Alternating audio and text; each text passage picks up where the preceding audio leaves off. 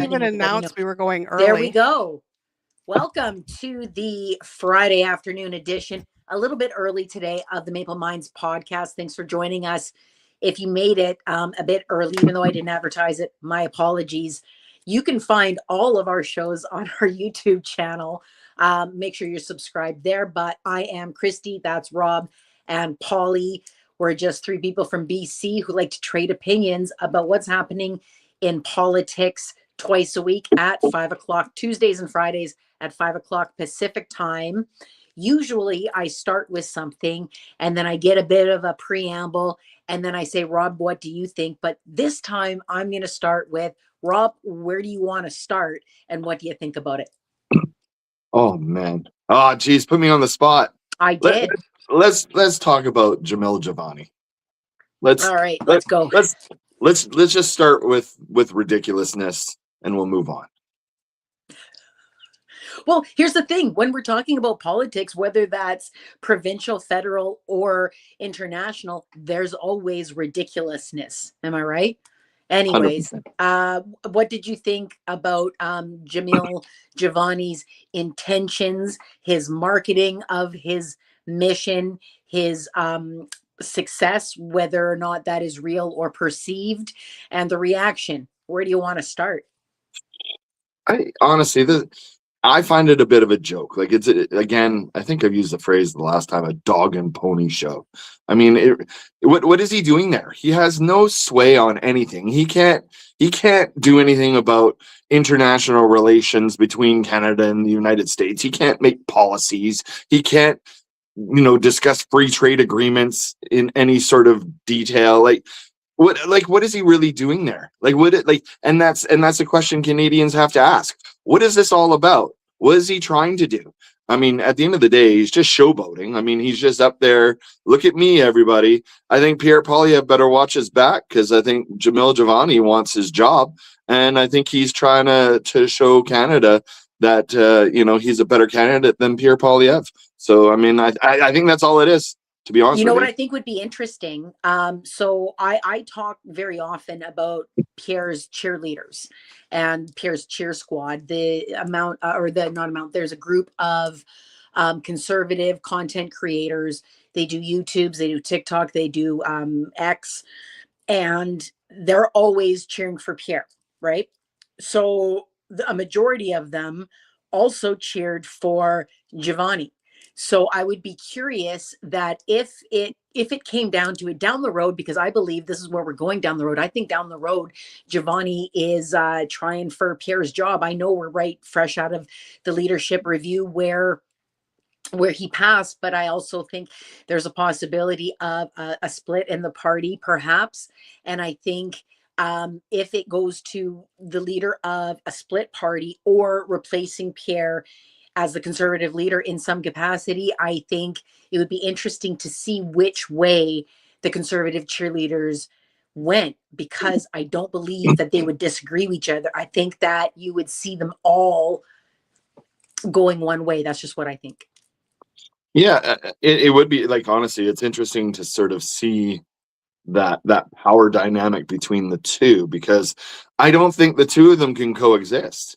Obviously they have been, but I think Jamil Javani is sort of smelling some blood in the water. And I think he sort of, knows kind of a little bit what's going on in the background in the Conservative Party.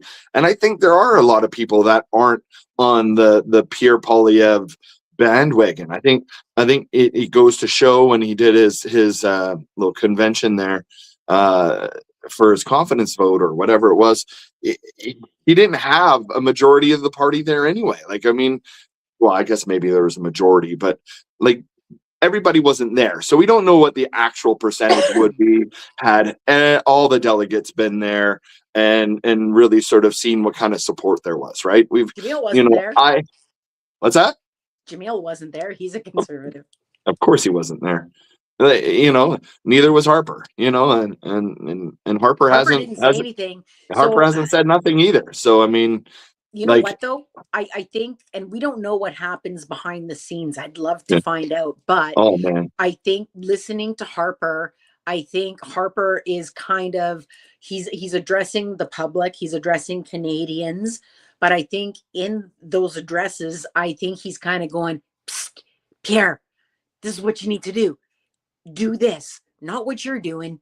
Do what I'm doing. I think it's a bit of a hint as well. I hope it is. And I hope Pierre Yeah. takes the hint. If not, I believe that Giovanni's ready to go. You know what, buddy? I'm taking the hint. Everybody who is taking the hint, follow me over here. We'll let those guys do that thing. I think it was just for show, honestly. Like you said, this guy has no power in the international trade world.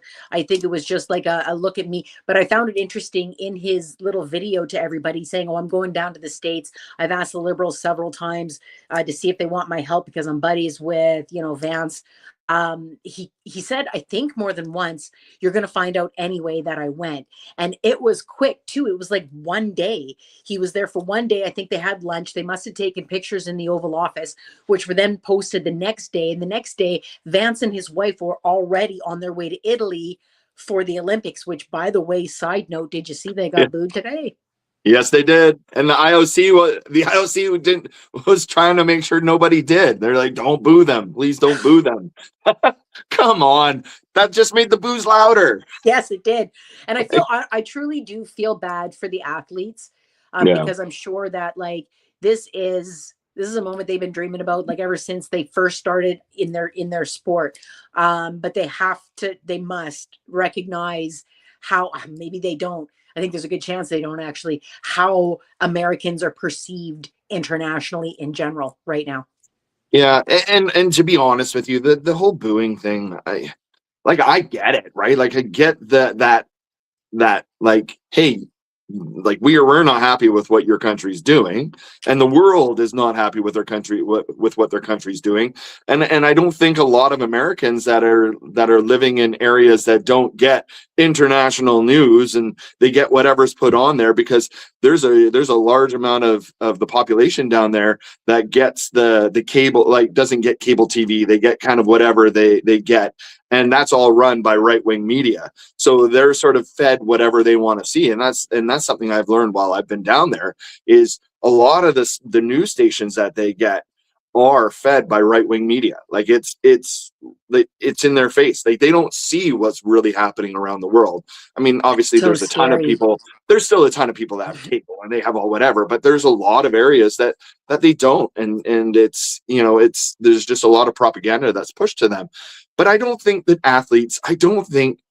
on a world stage at the Olympics, athletes that have trained for years to get to this point to represent their country, and maybe they're not happy with their country either, but they're representing their country, and I don't think they deserve to be booed, them personally, because it's not them. They're not setting the policies. They're not doing what they're not Donald Trump. If Donald Trump was up there waving at them, then yeah, maybe you want to, you know, maybe you're going to boo that guy or whatever, but you're not gonna boo Olympic athletes who. So here's I disagree with you though. Like I agree with you from a human part of my empathy for the athletes. I don't believe that the athletes deserve to be booed.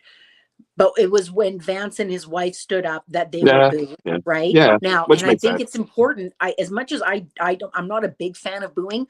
I think that booing these guys at an international event like this, I think it's important because of what you said. Because what you said was a lot of people in the United States are only listening to one station. You know what I mean? And they don't know.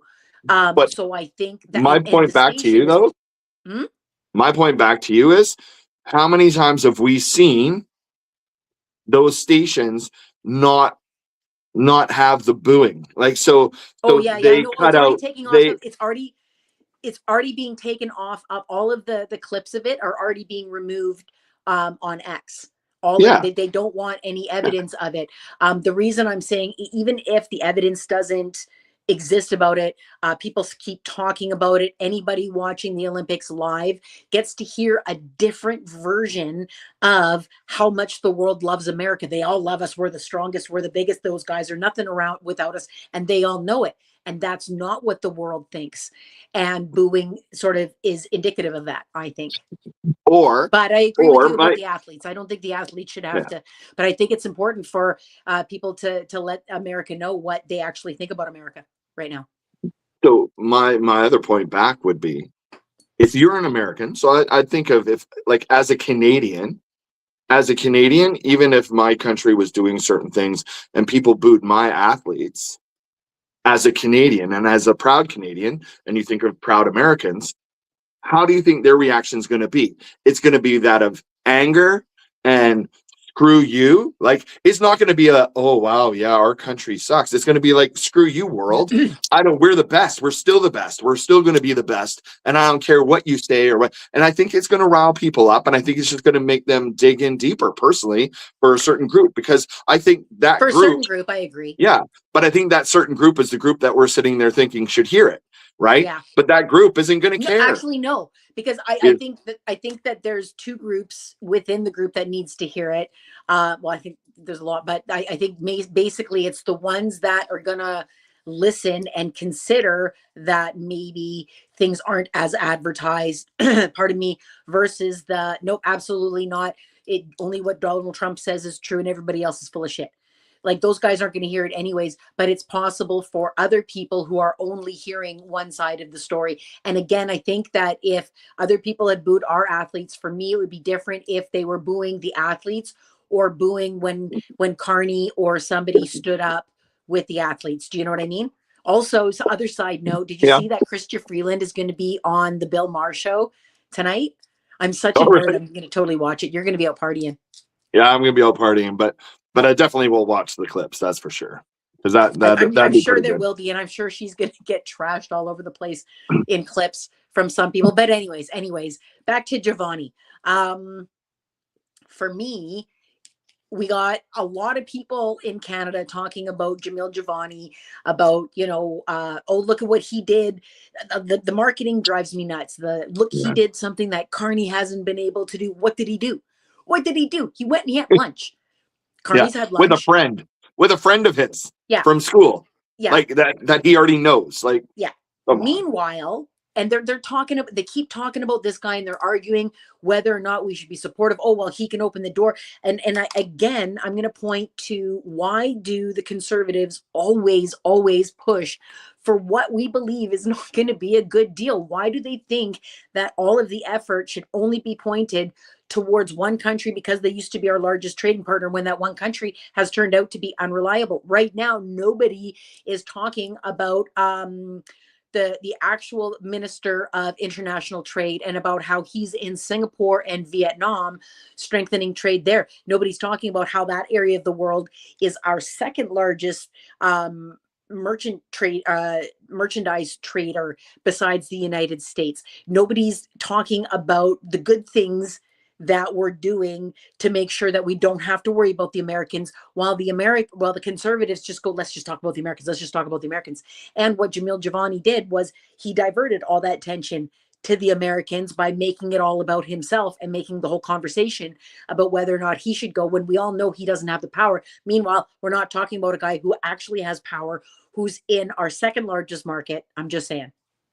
Here's the thing is, but we know, we know that the Conservatives are all about propaganda and rhetoric, right? So what better thing to pick on than something that they know isn't going to happen for a while? Like, that's just their calling card. They want to up the rhetoric, and they want to up the propaganda and misinformation, and they want to rile up their base and rile up Canadians by basically trashing something that they know isn't going to happen. Carney is not going to go down there and have a trade deal anytime soon. And they know that. And that's why they're going to just keep pushing it, because there's going to be a bunch of ignorant Canadians out there that are going to be like, yeah, Carney still hasn't done nothing. Yes. You know what, man? Like, go read a newspaper. Go online. Oh, that made you sound so old, Rob. I don't. Yeah, I know, right? I mean, whatever. Go online, read some news articles, find out what's actually happening. don't just sit there and get your news and your propaganda from the Conservative Party and Pierre Poilievre and the Jamil Javanis and whoever else is just going to start and the put people on social media. And the social media influencers for the conservative people that keep throwing garbage out there, and it's garbage, everybody. It's absolute garbage. If you guys want to actually see what's happening in the world, open your eyes, read something, wake up, do your own investigation into it, and then come back. How about that? Okay, so let's talk about something that Carney has done. I want to talk about the change in direction regarding the EVs, and I'm not talking about the Chinese EVs. I'm talking about the change in direction from we're going to put a mandate on, and we're going to make people pay more to through the increased cost in automobiles, because the manufacturers are going to have to be paid these penalties for not selling enough EVs. Instead of that, they're investing in trying to entice people by giving out rebates. They're spending money to encourage people instead of charging punitive charges for not selling as much. I think it's a good idea. I think the only criticism from conservatives could be, where does that money come from? But I think Carney's got it. I really do, especially with the other deals that he's got going on, the other industry that he is strengthening through trade deals with other countries, and the encouragement of dropping interprovincial barriers. I think that it's going to be a good investment. I think it's way better. I think you get more with offering people money than you do with threatening to charge them more money. I think it's good. It's the carrot versus the stick. I mean, that's really what it is. Totally. And you know what? You know what actually makes me happy about this, and it really does make me happy, is we have a prime minister that's willing to sort of obviously listen to people and take feedback from people on something that might not have worked very well or wasn't probably in the best interest of Canadians, and actually made a change to it. That takes a lot. And conservatives, I don't care what you say, is you have to realize that we have someone that is in power right now that's willing to adapt and change and make changes to something that they've already put in, because they saw that, hey, maybe this isn't best for Canadians, and maybe let's change this up and do something. That's something Pierre Poilievre has never been able to do in his entire career, is make changes or adjust or pivot or think about what's best for Canadians. He just doubles down on everything. That's why they're called conservatives, because they want to conserve the way things are. They don't want to progress forward. But you know what I always think about when the EV conversation comes up?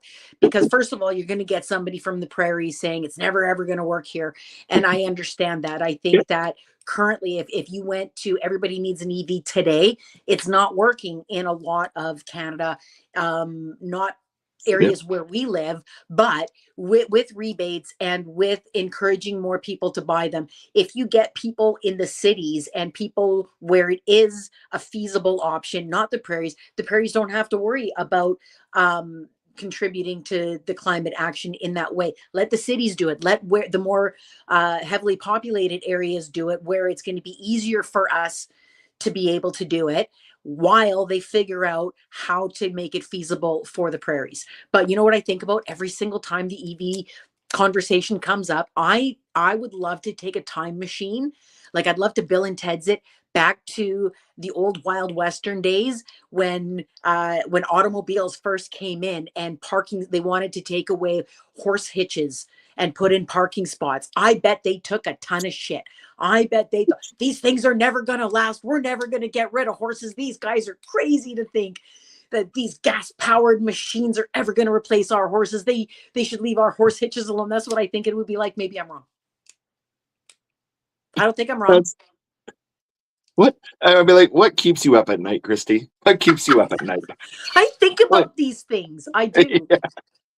I mean, obviously, it's quite interesting, and I do think there's probably parallels. I think throughout history, there's always, when there's change and things are evolving and you're adapting, there's people that adapt and people that don't, and I think that's just with anything, right? So I'm just happy.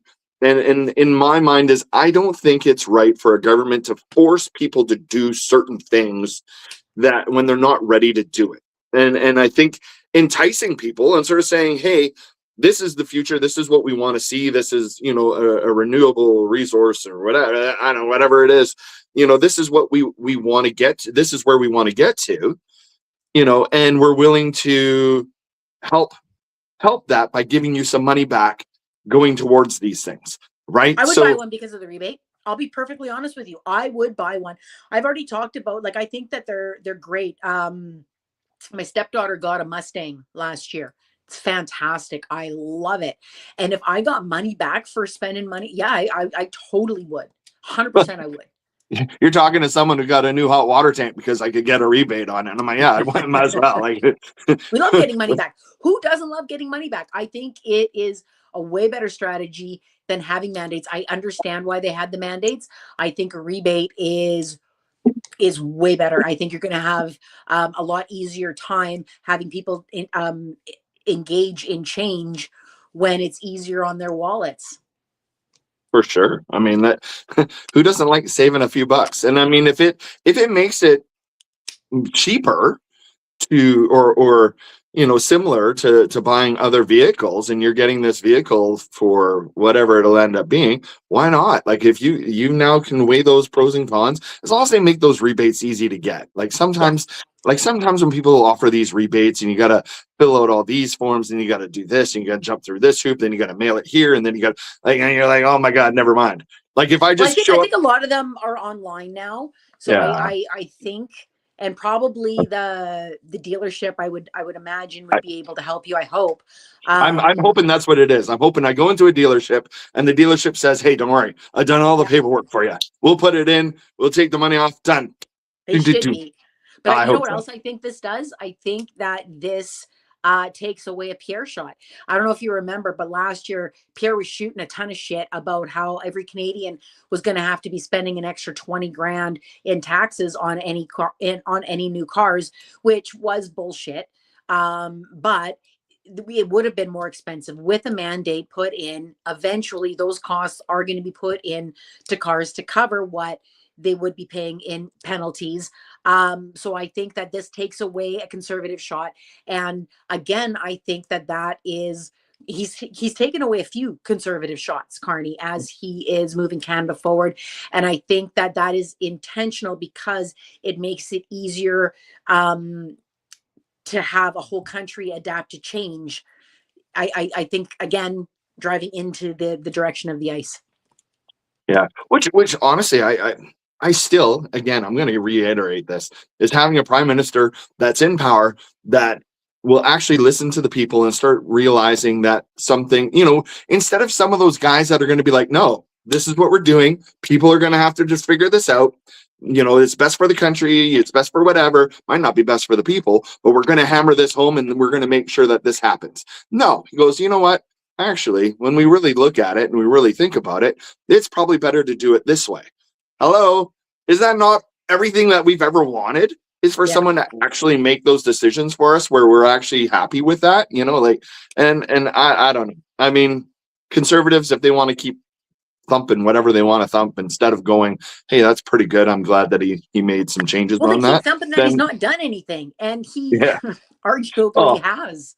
How many trade agreements and tentative trade agreements and investment dollars, billions and trillions of investment dollars from around the world coming into our country because people are now seeing Canada as a viable business opportunity where they can start investing in Canada. Like, this is happening. And for conservatives, if you don't see this, go read something. You know what? I'll tell you what to read. I'll tell you what to read. Because a lot of times when they talk about how Canada's failing, it's always the cheerleaders for America, whether they're American or Canadian. We know that they're cheering for America, or they're saying, it's too scary for us to leave America because they're so big and strong. Look at how many countries, and a lot of people talk about how if all of the countries dumped all of their debt at once, like called in American debt, because America, yeah, sure, they have the biggest economy. They also have the biggest debt, right? If everybody sold all their bonds off at once about how it Oh, would hurt America, that's not likely to ever happen, if I'm no. being honest with you, because it would hurt the countries that did that too much. However, It's also it'd also be a form of economic warfare. Like it really would. Yeah. But if you look, there's a lot of countries that are quietly selling off American treasuries. Denmark, for like, I think it was like 100 million. I believe that Japan has sold off some. I believe Sweden has sold off some. Don't quote me, but there are countries that are not a lot and not enough to affect the economy, but they are, and that's not happening with Canada. They're not selling off on Canadian bonds. Quite the opposite. They're investing in them. And if you look at how the American dollar has been performing versus the Canadian dollar, we're looking good. And that will bring us into our next topic of the headlines about the jobs, because there's a lot of conservative cheerleaders who are pushing that headline about, oh, well, look how many jobs we lost. Look how many jobs we lost. And I'd like to just quickly call out, CTV put out a headline the other day that a lot of conservatives pushed about how some economists said we're in a recession. I want to make it very, very clear. We're not in a recession. Being in a recession would mean that we had 2 quarters, that we had 6 months in a row with negative GDP growth. And we haven't had a quarter with negative GDP growth since the second quarter of last year, right after Trump's tariffs got put in, right? So Yep. second quarter was negative. Third quarter, we were positive, meaning we avoided a recession. 2 in a row negative, that means a recession. So third quarter, we had a positive. The fourth quarter was flat, but flat doesn't mean negative.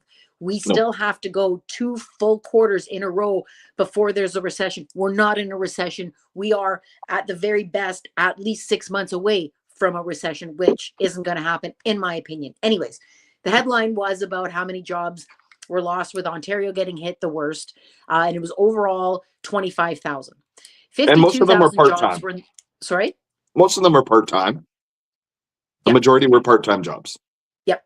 So. But they push this out, and they talk about Pierre and a couple other cheerleaders were talking about how it was 52,000 jobs, because it was 52,000 jobs in the private sector. They don't ever talk about the projects that are getting approved that are going to add jobs, like the project that I had mentioned last Tuesday up north in BC, SK mine, the gold and silver mine, that's going to add 1,700 jobs. They don't talk about the automotive deals that Ontario's making with South Korea that are set to bring a lot of jobs. They just focus on, oh, look at how many we've lost. And again, these guys are cheering for the Americans. So I just want to compare our unemployment. Ours is getting better. Even though we lost 25,000 jobs, we also have less people looking for jobs. And other people go, well, because they gave up. Just because somebody isn't looking for a job doesn't mean that they want a job and that they just gave up. It probably means that they retired. Most of it is probably in an aging population where they retired. But January of 2025, Canada's unemployment was 6.6%. January 2026, it's 6.5. That's lower. Americans went from 4% up to 4.6%. Those guys are losing way more jobs because of the tariffs that their president is putting on. And yet we see conservatives still cheering for those guys. Yeah, and you got to think about the Americans. I mean, they're deporting a lot of people, so they're creating jobs for other people, and they're getting rid of people. So if anything, they should actually have a higher or a lower percentage of jobless rates, because how many thousands of people are they locking up and throwing away the key and hiding somewhere? Yeah. They're not part of that anymore. So and those people have jobs, and now someone else has got their jobs. So I mean that just sounds silly, but I mean, it is what it is. Silly. You made me think of something, because when I said that all of the people who aren't looking for jobs, because I think that jumped up to like 94,000 people not looking for jobs or something. When you think of the decrease in immigration, I know it's just going to be temporary, but those people would also be looking for jobs. Just saying. Yeah. Also, here's the one thing, and I mean, you and I both know from back in the day when we were working in business and whatever, Januaries are slow. Like Mhm. like typically Januaries are fairly slow. There are actually a lot more people retire in January, beginning of the year. They're like, yeah, brand new year, I'm retiring now, whatever. You've also got a lot of businesses that are slow in January, so they usually do layoffs because they have seasonal workers that come in the October, November, December, and then they lay them off in January. And I mean, that's just sort of what ends up happening. And I mean, I don't know. I would have to look at every January, right? All the January numbers on job, losses or gains in January historically for us to even make that, as a true correlation. But But but January, if we were at 6.6% last year and now we're at 6.5 this year, I mean it's a modest decrease, but it is a decrease. It's not a it's it's it's not a in the right gain. direction. Yeah. So I mean, yeah, we lost 25,000 jobs, but if the actual percentage is lower than it is last year, then I think that's a better indicator of where we're at versus the actual job losses. But that being said, I mean, still 25,000 jobs wherever it is still kind of like a okay. Let's see how the rest of this, let's see how February and March and April. Let's just see how it keeps evolving and where we are from here. I don't think there's anything for us to go, oh my God, the sky is falling. I think we're still in a transition phase. Canada is transitioning to new markets and new business opportunities and new job opportunities. And I don't think I think everyone who thinks that we're going to switch this thing around, losing our largest trading partner in the United States, and all of a sudden we should just be perfect, is give your head a shake. Well, I I think think that that Yeah, I think that you're right about the transition. Like, I think, well, we saw that a lot of most of the job losses were in Ontario, and we see the auto sector getting hit really hard by Trump's tariffs. So I think what we would see is we would see a current job loss in American companies like GM. But then when the South Korean deals come through, we could see big job gains in Hyundai. So I agree with you that we're probably just in transition. However, I don't believe that the jobs would be entirely the same. I think part of this could be that the difference between GM and Hyundai could also be related to EVs. And where do you see this industry 5, 10 years from now? Because there's a big difference between where Donald Trump and the United States administration sees businesses going, protecting oil and gas and protecting coal industry and protecting the old ways of doing things and protecting gas powered cars and being against electric vehicles. Whereas Carney's like, no, no, the way the future is going, the way that the rest of the world is going is more climate friendly, is more EVs. I think that the companies that decide which countries they're going with are more to do with where they see the industries going forward than just which country they think can benefit them the most economically. And I think that the Americans are wrong. I think that it is going in a more climate friendly way. here's the thing is I know that there's a lot of proponents and a lot of people that are against it. And there's a lot of data out there that's sort of suggesting that EVs might not necessarily be that much better for the climate versus gas, right? And I mean that's just there's arguments out there. I don't think we're ever going to get away from oil and gas. Like, Not entirely. I don't believe the that either. natural gas, oil, like that's something that needs to be there. I mean, that's just something that we run on, and until there's some crazy alternative, drastic new technology that I creates, don't think the you know, intention is to eliminate it, though. I think the intention is to it's reduce to it. yeah. So I mean, the reduction of it and all of that. Who knows? 5, 10 years from now, 15 years from now, where we're going to be, or what that technology looks like. All I know is that technology over the past 20 years has just gone nuts. Like we are, Right? like you think of that technology, and it's funny. You keep seeing these things on TikTok where they talk about, oh, you're stuck back in the 80s again. What are you gonna do? Or you know what I mean? And you're like, no cell phones, no laptops, no computers, no internet, no whatever.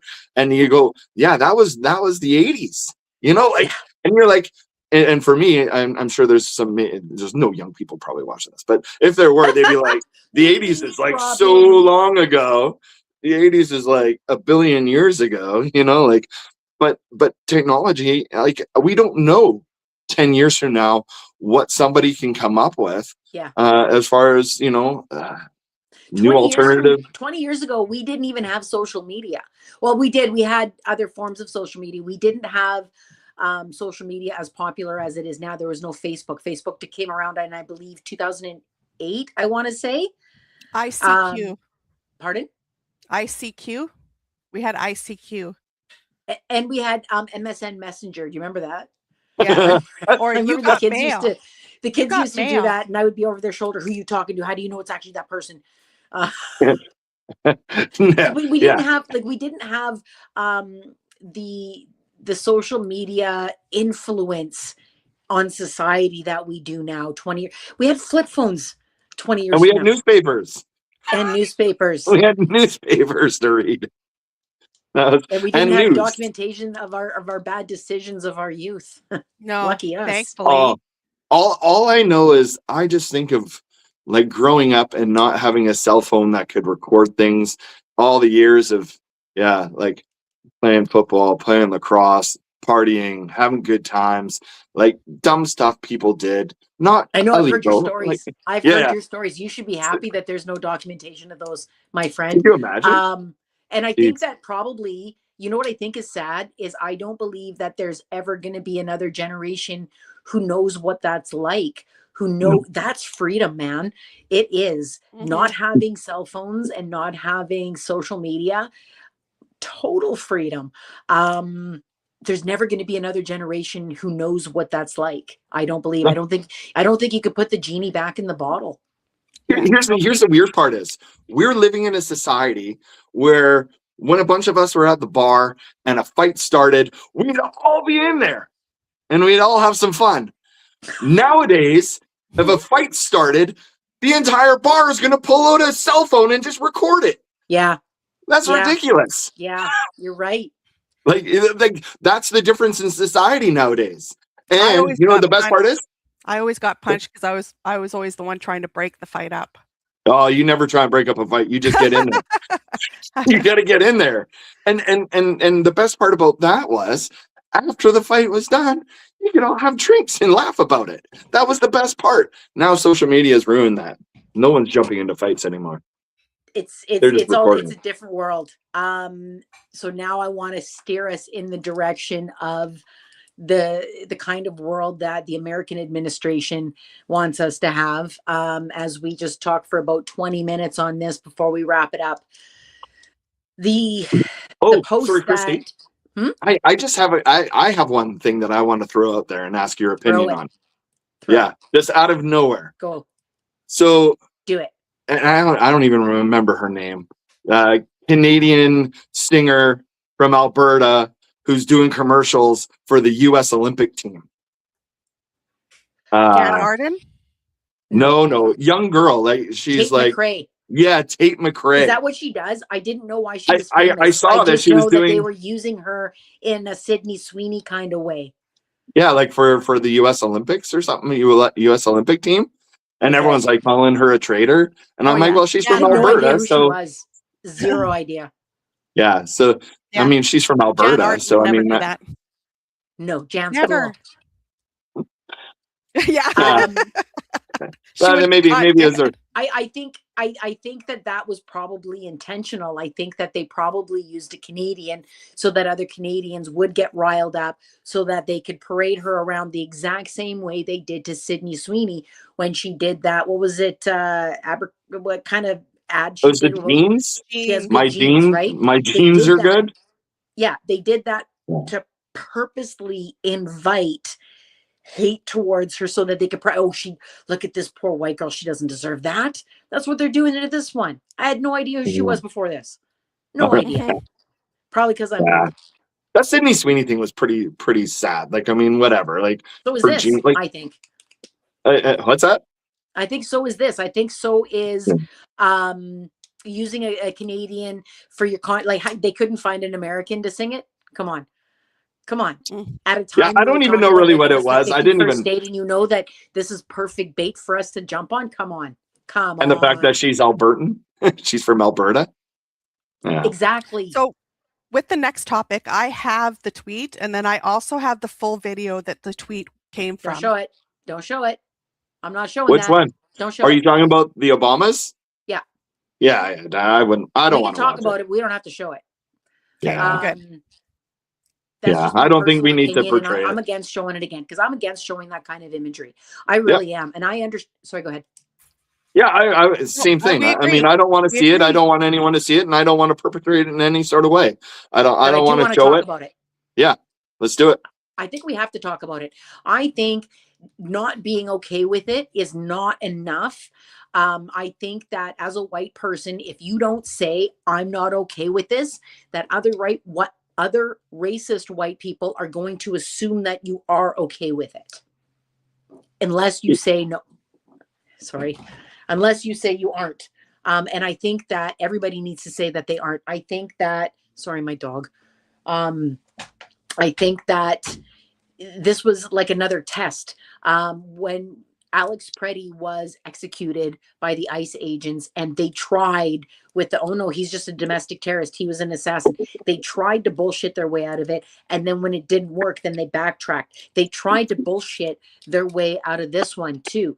Caroline Levitt, who speaks for the president of the United States, Mm. whose personal social media account had put out a racist post.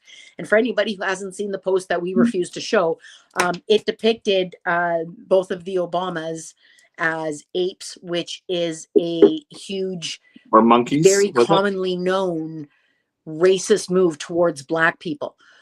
It was a horrible, horrible racist message. And at first, they tried to bullshit their way out of it with the press secretary saying, oh no, it was just a Lion King meme. They're not saying that the Obamas were Rafiki. They weren't. And No. there aren't other apes in the Lion King. Total bullshit. But the real bullshit was when she called it fake outrage, and she said, let's get back to talking about things that Americans care about. That is more dangerous to me.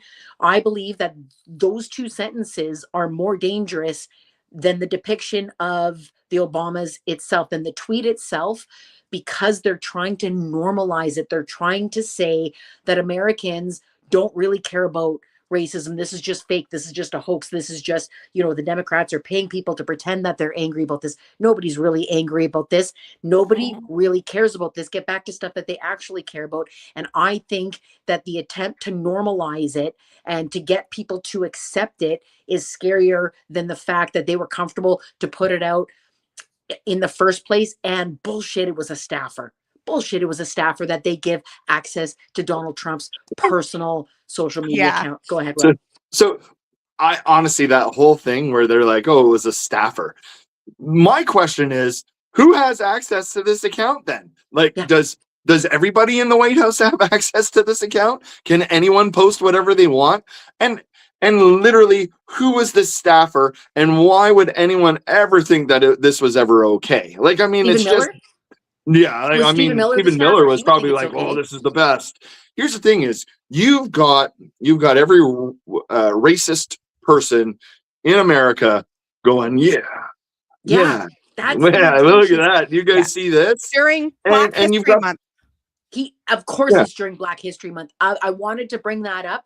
That is, if anybody believes that that is coincidental timing, you're naive. It is purposely, intentionally brought up during Black History Month to make it okay for people. And when they see the President of the United States doing it, it makes it okay for them to do it.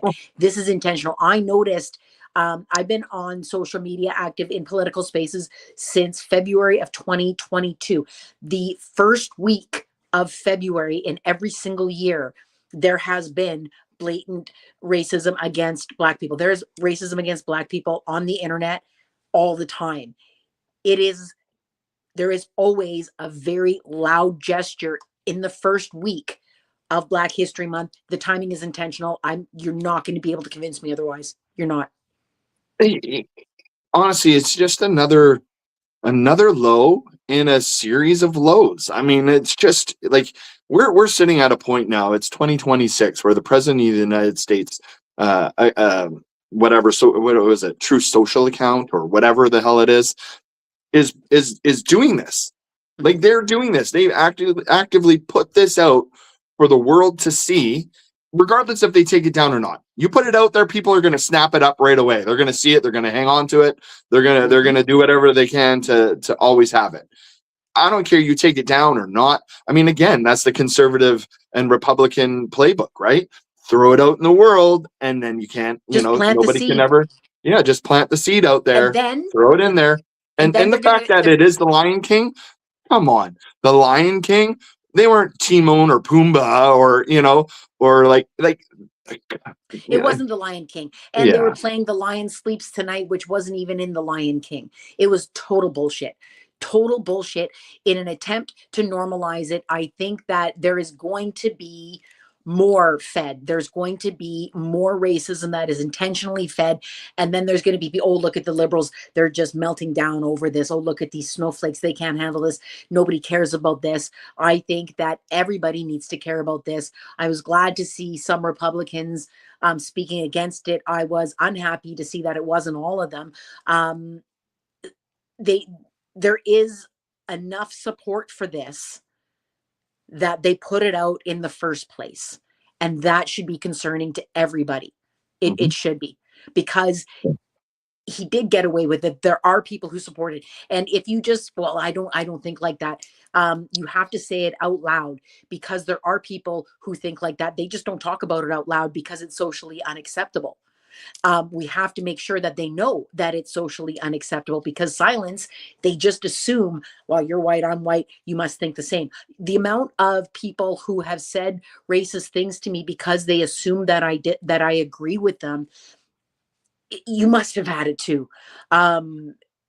They do. They say things to other white people that they wouldn't say if they thought that they were going to be judged for it, because they think that we're going to agree with them. So if you're not vocal about, no, I don't think this is okay, I think everybody should be speaking against it, then you risk them believing that they have more support than they do. Yeah, honestly, it's a massive point right there. Is if you don't say anything, they're gonna assume that you agree with them and that you're just part of it and you're complicit. I've been out in social situations where I'll have complete strangers. Like obviously there are people that don't know me, and they'll make a comment about like a different race or something, and kind of expect me to be like, yeah, or whatever. And it's kind of surprising, because I'll turn around to them like, I think you should probably shut up. Like I think that's pretty disrespectful. But they see white guy. You should. And then and then they kind of look at you like, what? I go, look, man, like we should all live in this world together and enjoy each other, and everyone's different. There's things, it's funny because I mean everyone, it doesn't matter what race or ethnicity you are or any of that stuff.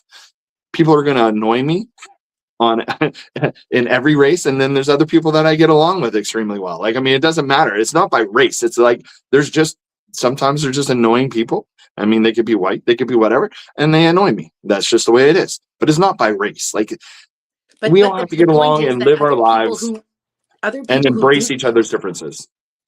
Yeah. Oh, yeah. Other people are very, and you see it, and especially, I mean, obviously, as a white person, I mean, there's a lot of people that look at you and think that they can say these things, and you're going to be like, well, I agree think with them, also, or I think that there are people, not all white people would go through this. I think people who have a possibility of being mistaken for a conservative, which I think applies to both of us just by looking at us.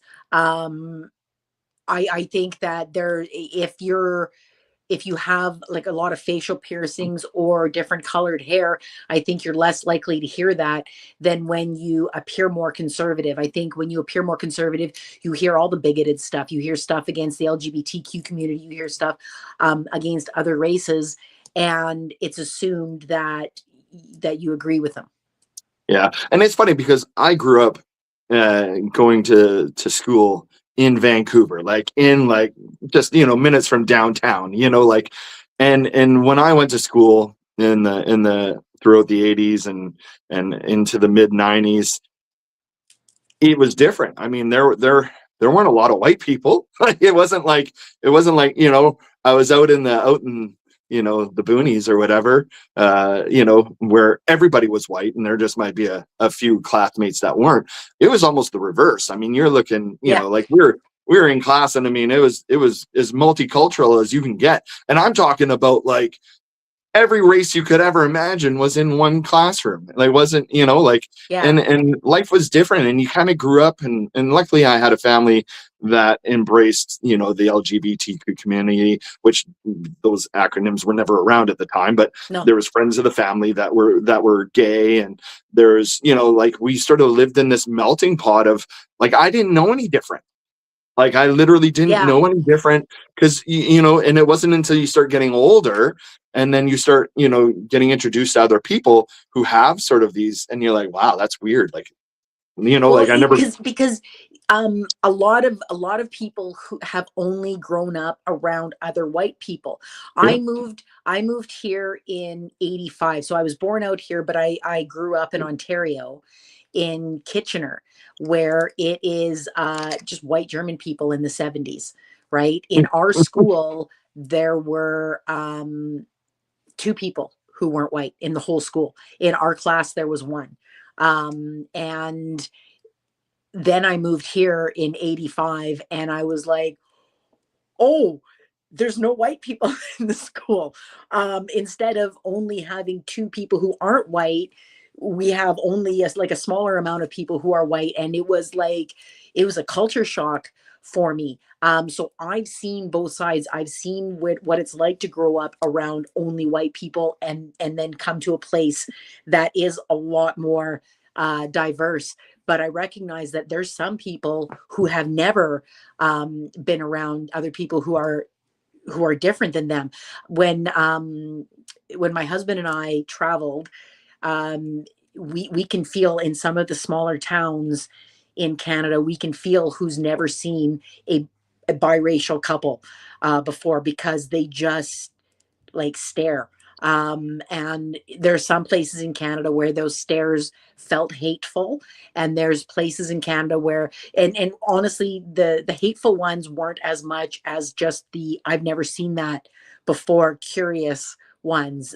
Most of the places that we would go to, and this isn't recent, this is when we would go around like in the 90s and early 2000s, but there was a lot of like staring, and I think that just comes from a lack of life experience. When you only grow up around other white people, you only have the life experience, you're only exchanging life experiences with people who have similar experiences than you do. So you don't know what it's like to come from another country. You don't know what it's like to be part of a different culture. You know what I mean? Yeah, 100%. That's exactly what it is. It's, and you know, it's just a matter of, you know, hopefully over time people start realizing it's just one big melting pot of a world that we live in. And you know what, you're you know, it shouldn't matter the color of someone's skin or their race, like, or I guess that's sort of the same thing, but Shouldn't, it but it, shouldn't, like, but you know. and And I don't know, but I think over time, like, I think things have changed from where they were, but now we're getting to a point where with these mega people, it's they're wanting to flip the clock back. They're seeing too much progressiveness happening in the world, and people starting to somewhat get along, whether or not you're conservative or Republican. You want it to go back to where it was. Like, you're Well, can trying you to imagine? actively push it back. white Can men feel threatened right now, like severely threatened, Yeah, because I Well, they that's don't. used because to. there's a big marketing push to make sure that white men feel Yeah. threatened. Um, Yes. Yeah, there's a big marketing and tool why? to make white men feel like the victims. So because it's way easier to get people to fight when they think that they're fighting back, instead of, if you say, hey, let's go beat these guys up. If you believe that you're the aggressor, you're less likely to get guys to jump into the rumble with you than when you say, hey, you know what, we got to fight, they're coming after us. if people believe that they're fighting back, they're more likely to fight than if they believe that they're the aggressor. But let me just ask you guys, can you imagine before Donald Trump, 2015 or earlier, if you heard that the president of the United States of America had posted in a public forum something so racist, can you even fathom it? No. I think And that there would be a lot more outrage than I think that we're seeing too many people nothing burger Trump this. Oh, that's just Trump. well, Or it was just a staffer. Oh, it's just Yeah. Trump. It's just Trump. It's just Trump. We cannot normalize it. I can't say it We enough. can't. We can't No. let it be normal. You Especially have to with keep one speaking out BC against it. You doing the can't let it be residential normal. school denialism. That's the same thing. Yeah. These political parties should not be doing this, right? Yeah. The people that our taxes pay for and that the United States people's taxes pay for, Yeah. to represent them, even if I didn't vote for them, they still are supposed to be fighting for the people. And they should not be doing this. They should not be doing this on our dime. Making a documentary. Yeah. It was funny. I was saying to Polly before you jumped on, when I saw that post of Barack and Michelle Obama depicted that way, when I saw that, like originally, I was kind of scrolling through TikTok and I thought it was made up. Like I was like, oh, who kind of did that to try and make it seem whatever? And I thought it was made up at first because I'm like in my mind, could I see Donald Trump doing it?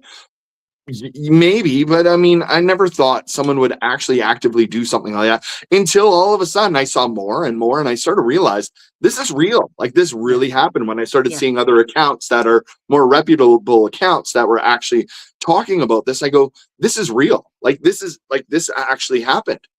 Like we're not like it's not made up.